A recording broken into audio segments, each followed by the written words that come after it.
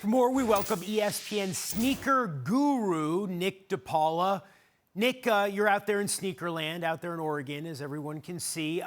What exactly is special about these shoes, the Vaporfly? So Nike Sports Research Labs been working with Kipchoge on enhancing his shoes to break that 2-hour mark.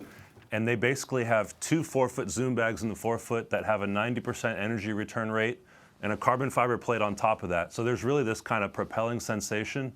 And then I think it's worth noting too that, this race was really optimized conditions with a best-in-class runner, and yes, with some innovative shoes.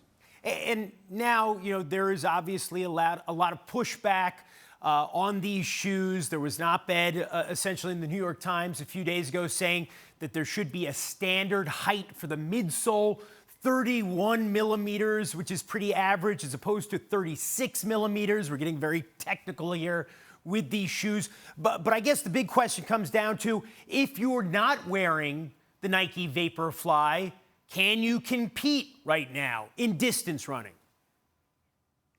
Well, the Vaporfly, the first version of this shoe was called the 4% because Nike and external research showed that it could make you 4% faster. So we're seeing across the board people not in these shoes, not placing as well, and faster times coming in these shoes.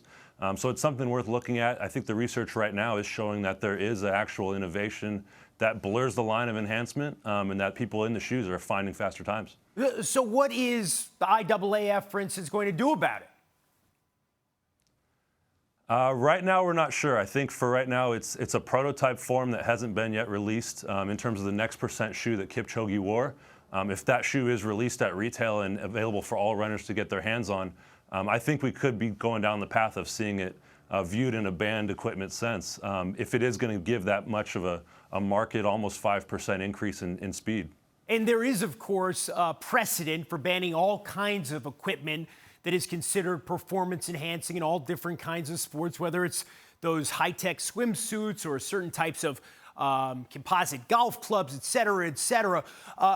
If there is no ban, how are the other sneaker manufacturers going to compare or compete, I should say? It's definitely a game of catch-up right now. I spoke to somebody at Nike yesterday, and they said they're looking to claim measurable results right now with a lot of their products. So whether that's breaking the 2-hour mark, different records coming up for the 2020 Olympics in Tokyo as well.